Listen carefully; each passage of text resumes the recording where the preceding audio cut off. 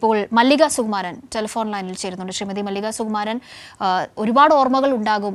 ഒരുപക്ഷെ മലയാള സിനിമയോളം തന്നെ വലിയൊരു ചരിത്രമുണ്ട് കവിയൂർ പൊന്നമ്മയുടെ സിനിമാ ജീവിതത്തിന്. 6.5 പതിറ്റാണ്ടുകളിലധികം നായികയായി, പക്ഷേ എല്ലായ്പ്പോഴും മനസ്സുകളിൽ നിറഞ്ഞു നിൽക്കുന്നത് വിവിധ കാലഘട്ടങ്ങളിൽ അഭിനയിച്ച അമ്മ വേഷങ്ങൾ.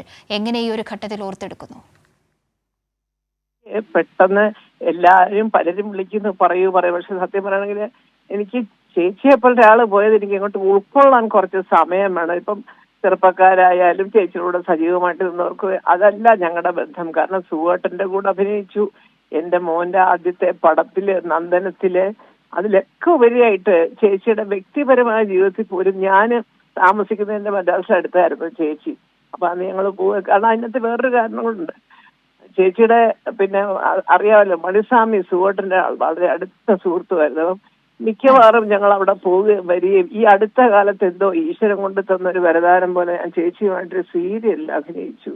അന്നും ഒരു 2 മണിക്കൂർ. ഈ ദിവസത്തിൽ പറയുമ്പോൾ എനിക്കൊരു വിഷമമുണ്ട്. എനിക്കൊരു ഈ ഒരു സമയത്ത് സംസാരിക്കാനുള്ളൊരു ചെറിയ ബുദ്ധിമുട്ടുണ്ട്. പക്ഷേ കവിയൂർ പൊന്നമ്മ ചേച്ചി എന്നൊക്കെ പറഞ്ഞാൽ മലയാള സിനിമയുടെ സംസ്കാരവും പാരമ്പര്യവും തറവാടിന്റെ എല്ലാത്തിൻ്റെയും കൊണ്ടൊരു സിമ്പലായിരുന്നു ചേച്ചി. തീർച്ചയായിട്ടും നമുക്ക് അതുപോലെ ഒരു നല്ല തറവാടിയായ ഒരു അമ്മയെ പിന്നെ കണ്ടിട്ടില്ല.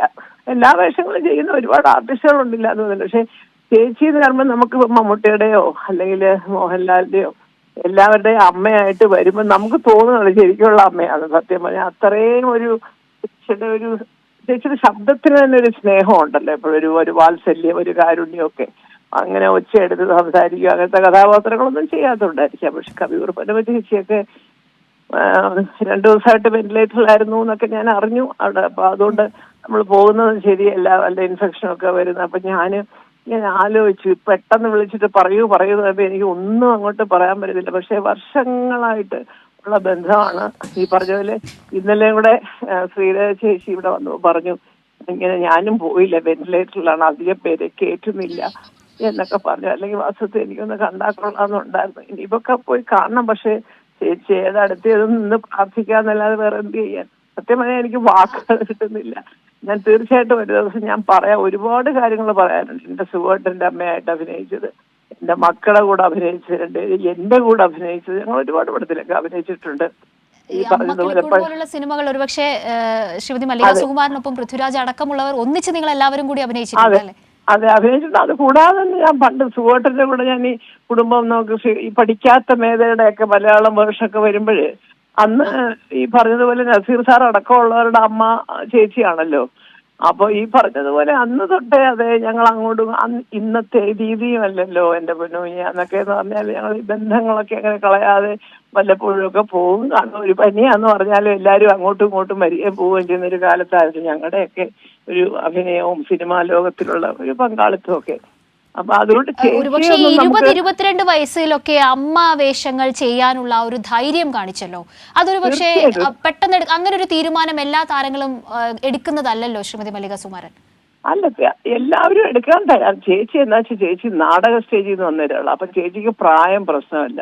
നാടകത്തിലൊക്കെ ലൈവായിട്ട് വലിയ ജനാവലിയുടെ മുമ്പിൽ ഇരുന്ന് അഭിനയിക്കുമ്പോൾ പ്രായത്തെക്കാൾ ഉപരിയായിട്ട് കഥാപാത്രത്തിന്റെ പ്രാധാന്യമാണ് എല്ലാവരും എടുക്കുന്നത്. ഇപ്പം ഈവൻ നമ്മൾ പോലും അതിനൊക്കെ തയ്യാറാണ്. പക്ഷെ ചേച്ചിയെ സംബന്ധിച്ച് എനിക്ക് ഒരുപാട് കാര്യങ്ങൾ, അഭിനയം മാത്രമല്ല, ഒന്നാന്തരമായിട്ട് പാടും.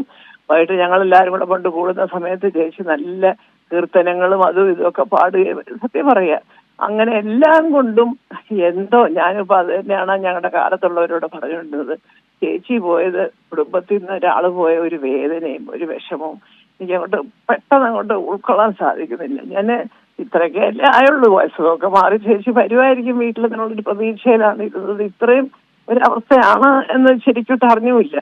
ഇത്രയും മാത്രമേ എനിക്ക് അറിയുള്ളൂ. സത്യം പറയുകയാണെങ്കിൽ കവിയൂർ പൊന്നമ്മ ചേച്ചി പോയതോടുകൂടി ഈ പറഞ്ഞ വലിയൊരു നമുക്ക് ഇനിയിപ്പോ ഒരു വലിയൊരു നല്ല നായകന്റെ അമ്മ എന്നൊക്കെ പറയുമ്പോഴ് അതിനനുസരിച്ച് ജനങ്ങളുടെ മനസ്സിലേക്ക് ഇറങ്ങി ചെല്ലാവുന്ന ഒരു ആർട്ടിസ്റ്റ് വരണം ഇനി. സത്യം പറയാം, ഈ ഒരു വിടവ് എപ്പോഴും അങ്ങനെ തന്നെ നിൽക്കുമെന്നുള്ളതാണ് തീർച്ചയായിട്ടും യാതൊരു സംശയമില്ല. അങ്ങനെ തന്നെ നിൽക്കും, യാതൊരു സംശയമില്ല. എന്തായാലും ശരി, ഈശ്വര ആത്മാവെങ്കിലും നിത്യശാന്തിയോടെ ഇരിക്കട്ടെ. ഈശ്വര കാര്യം പറയുമ്പോൾ എനിക്ക് വലിയ വിഷമമാണ്. ഫോണിൽ കൂടെ സംസാരിക്കും. പക്ഷെ കുറച്ച് നാളായിട്ട് എനിക്ക് ഫോണിൽ കൂടെ ഒരുപാട് സമയമൊക്കെ സംസാരിക്കാൻ ബുദ്ധിമുട്ടുണ്ട്, നീ വരുമ്പം വാ എന്നൊക്കെ പറഞ്ഞ് പെട്ടെന്ന് അങ്ങ് ഫോൺ വെക്കും. അതൊരു ക്ഷീണം കൊണ്ടാവാം ചിലപ്പോ. കഷ്ടം. നന്ദി പ്രതികരിച്ചതിന് ശ്രീമതി മല്ലിക സുകുമാരൻ.